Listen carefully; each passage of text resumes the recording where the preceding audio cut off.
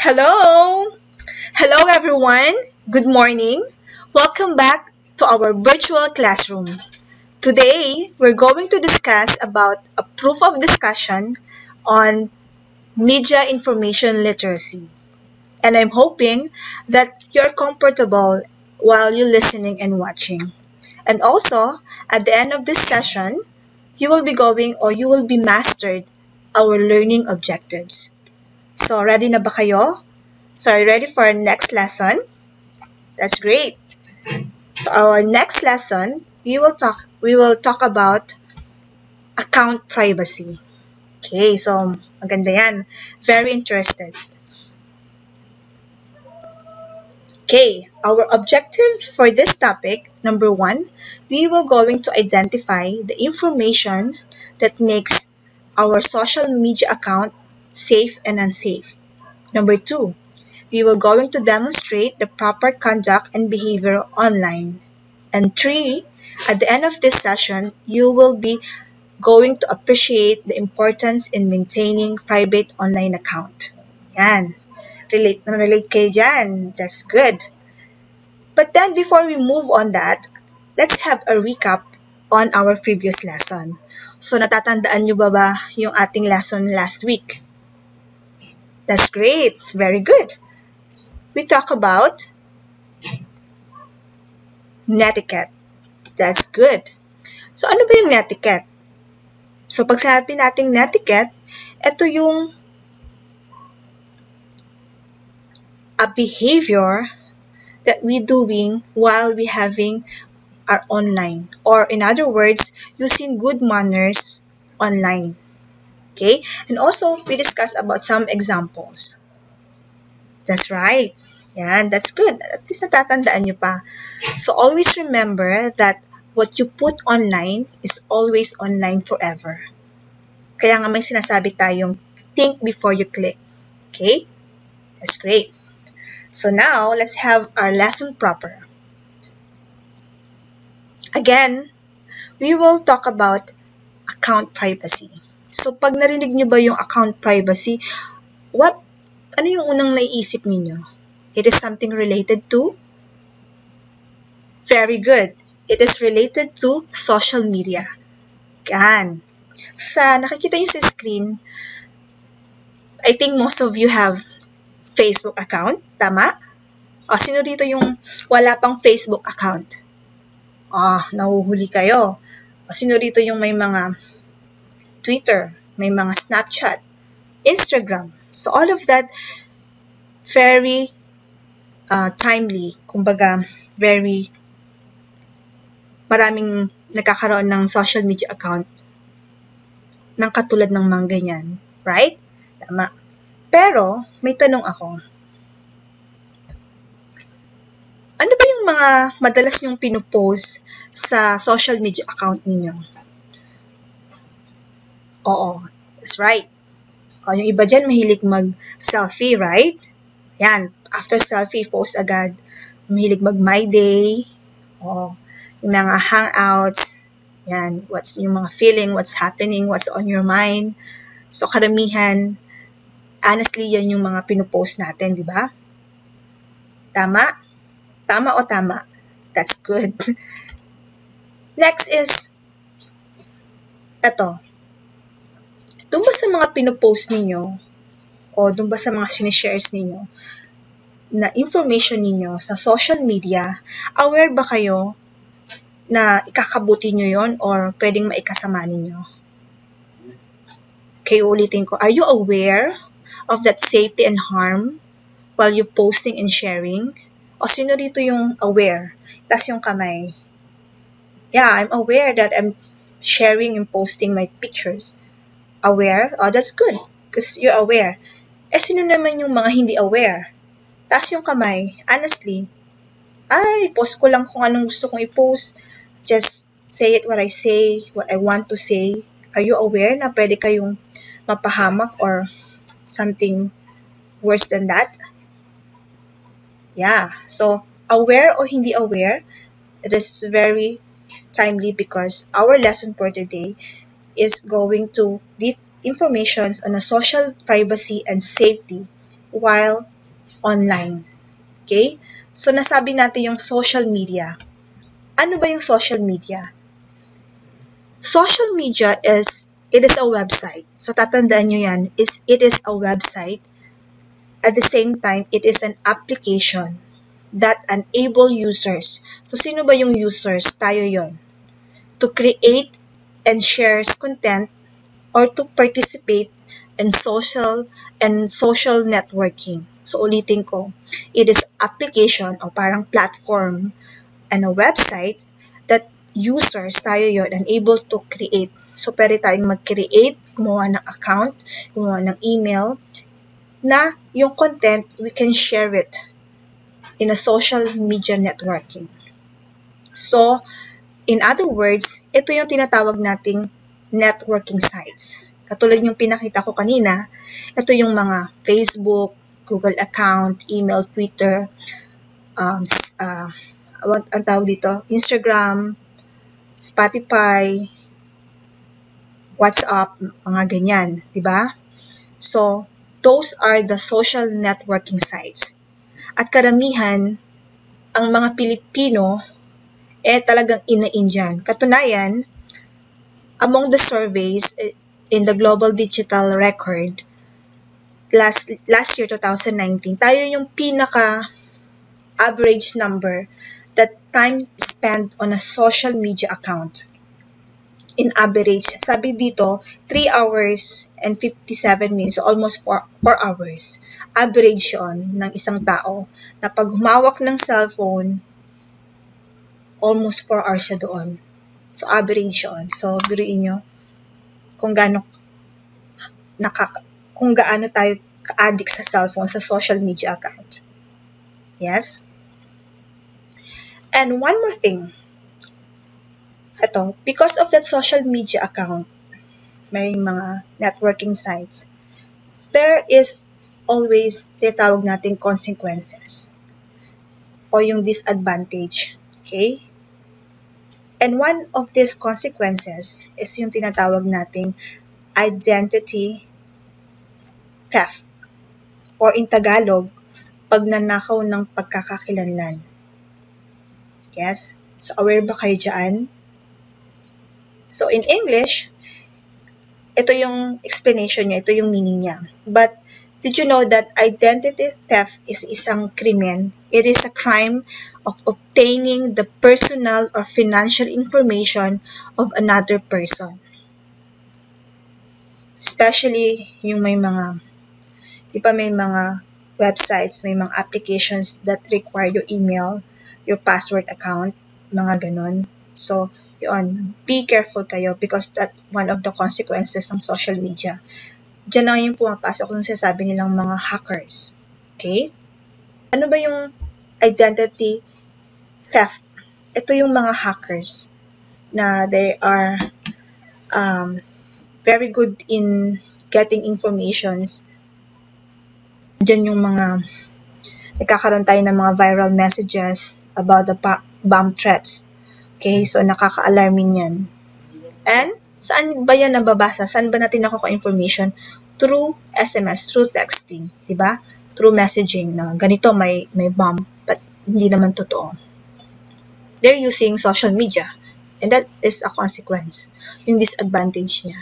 And also, on the other side, nagkakaroon tayo ng accident. Karamihan sa mga highway accident is yung driving while using mobile phone. So, nakakatakot yun. So, those only the other issues that's compromise the disadvantage of having a social media. Of course, there's also advantage bullet, which is limit personal information. Ano ba ito? Okay? So, here, it talks about don't post everything, especially from your personal information. Huwag kang magpo-post kasi let's assume na lahat, kasi social media yan hindi lang yan sa barangay nyo, hindi lang yan sa buong Pusurubyo, let's say hindi lang sa buong Pangasinan, hindi lang sa buong Pangasinan, sa buong Pilipinas, sa buong Asia. Social media is napakalawak. And speaking of privacy settings, meron din tayong tinatawag na in our account, ito yung itsura ng Facebook account natin. Dito sa corner, yan, i-arrow mo lang yan. Pag-click mo yan, yan, makikita mo na yung privacy checkup.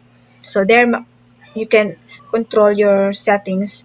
You can see what you have shared. So yun yung mga preference, how many people can find you on your Facebook. So andyan lahat yung mga settings. So lagi nyo i-check yan. So dapat always limit. And another privacy shortcuts naman is ito yon. Yan, kung saan ka nag-aral, your locations, importante yan. Huwag yung laging on yung location niyo because matitrace kayo kung nasaan kayo. Diba? So, yan yung mga, you just explore it.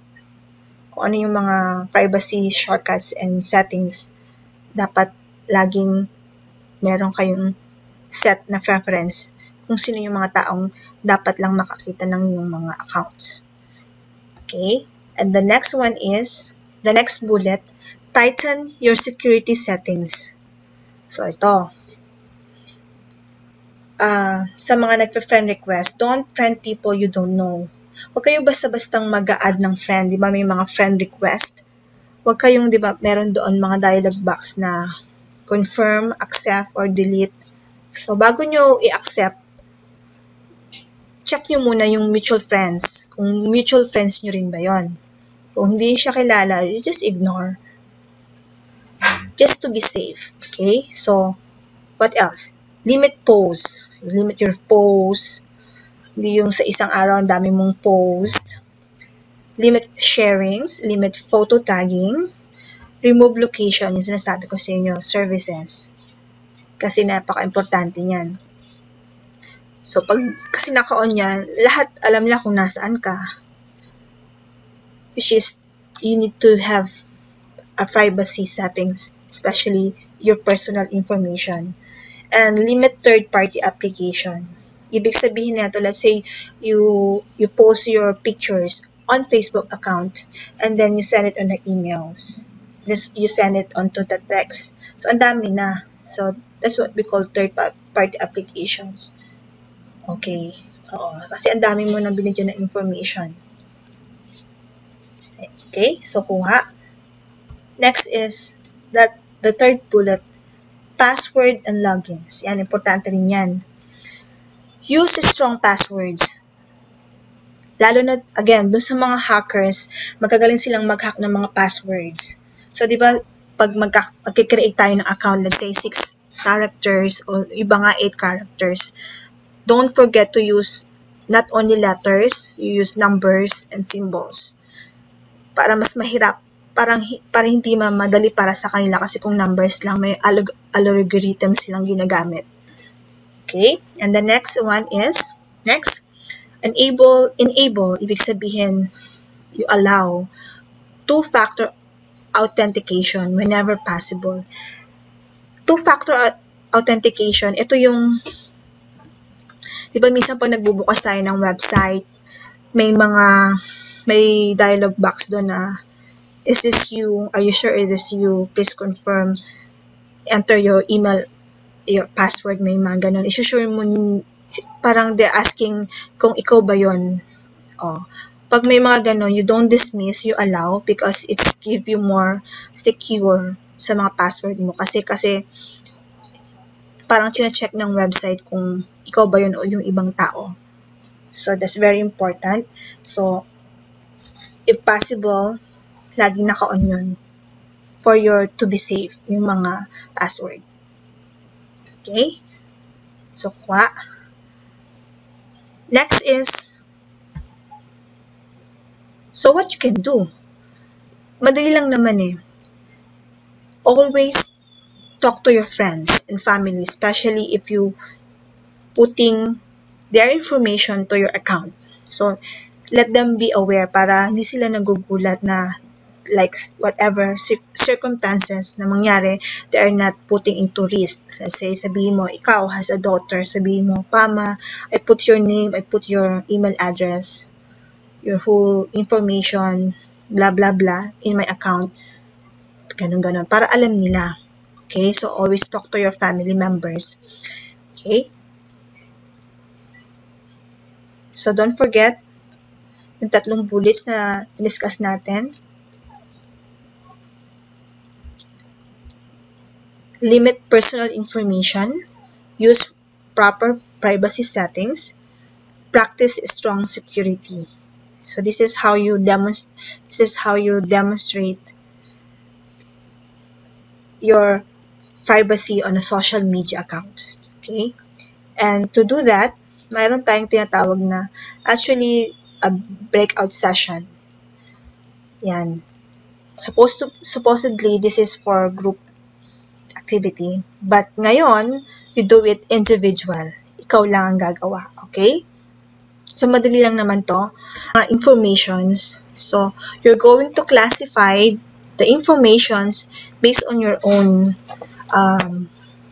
observations to sa mga napag-aralan natin. Kung saan ba dapat ilagay, ano ba yung mga dapat ilagay sa private, ano ba yung mga dapat ilagay sa public. I will make it bigger or closer. Ayan. Ayun. Okay? So, that is our activity. And walang kopyahan yan, ha? Okay. I will be giving you 5 minutes to do the activity. Because after that, you will compile it. Isasama mo yan sa mga outputs mo. And then I will be collecting it during the retrieval, the module retrieval. Okay. So 5 minutes starts now.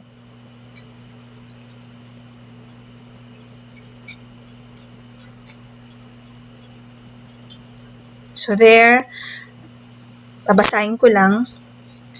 So the information is birthday, workplace, your feelings, public or private ba, selfies, photos, pop star idol, phone number, barkada photos, barkads, photos, family, dyan na yung papasok yung family information, your brother, mother, father, friends, public, private, school, the places you go to, yung mga napuntahan mo na, address, your real address, hobbies, pictures of yourself, where you hang out. Sabi yung mga dalas na pinupuntahan mo. O, you're going to put in a private or you're going to put in a public. Full name. Yan. So, let's check that.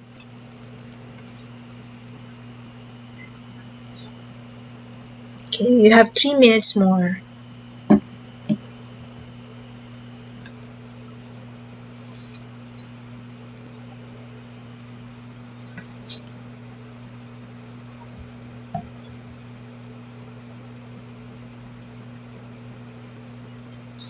Okay, 2 minutes left.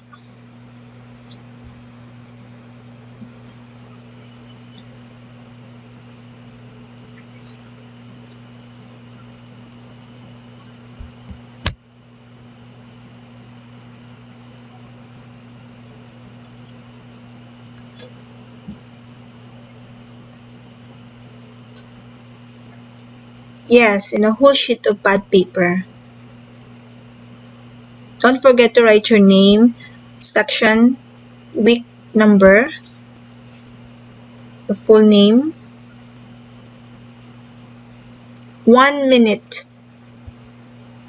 and 30 seconds.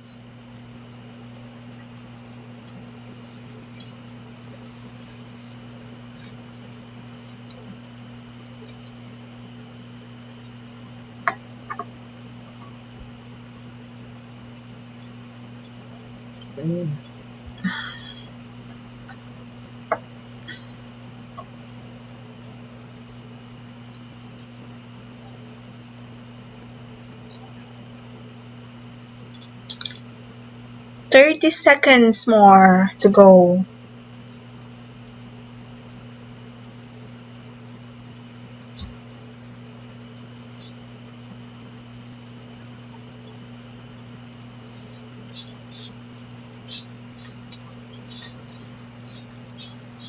Okay, time's up. Okay, that's good. Don't worry. Kung hindi mo matapos, you can go back, you can pause and play it again. Since this is recorded. Okay? So, ayan. That is our activity. Okay? Next task is we will going to have an assessment. Actually, this very short assessment. So, you will be having a quiz regarding in our lesson.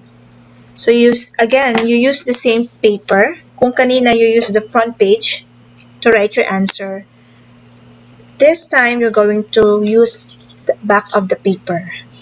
So, you write assessment, quiz, social media privacy. Okay? Same. And then after that, you're going to write 1, 2, 3, 4, 5. 1 to 5. Okay? After this, you will be going to check your own answer because I'm going to give you the answer key. Are you ready? So question number 1. This is a quiz proper.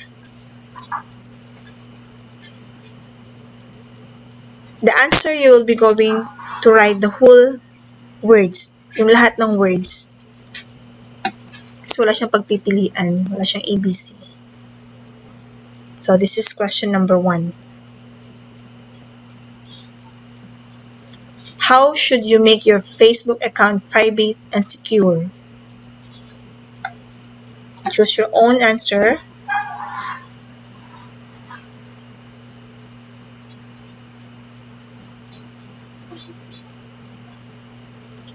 Next question.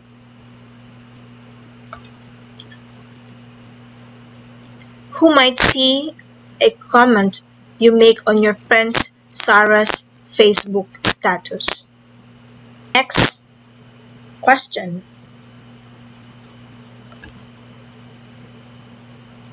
It is okay to post whatever you are thinking online, even if it's unkind and or inappropriate. Next. If you choose to delete something that you have already posted, it is permanently deleted. So, nagtatanong, yes, maybe, no. Last question. Which of this is usually not kept private on social media? I'm going to check your answer. So I give the answer key.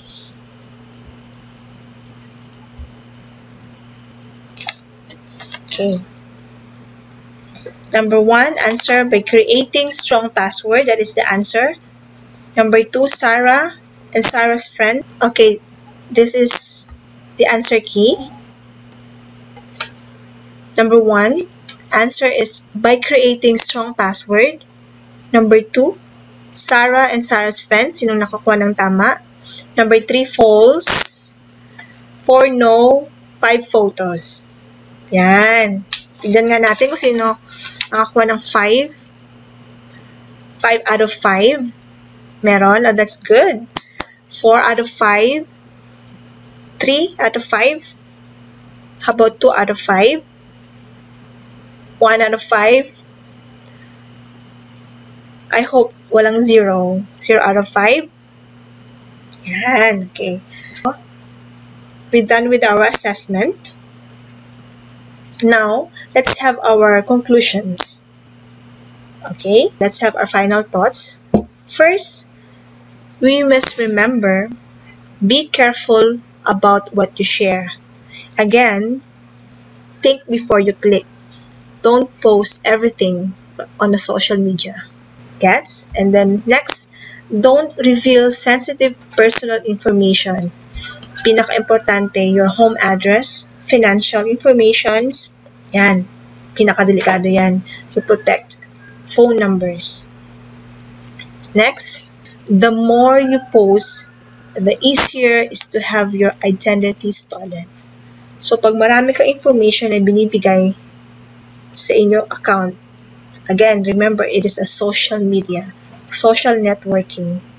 It is easier for them to get informations from you and get your identity.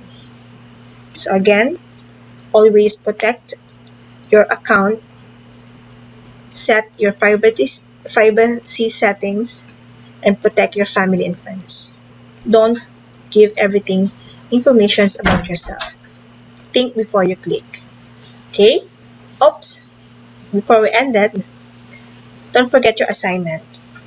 Your assignment is connected to our next lesson. So write it down, screenshot, or post it and read it again.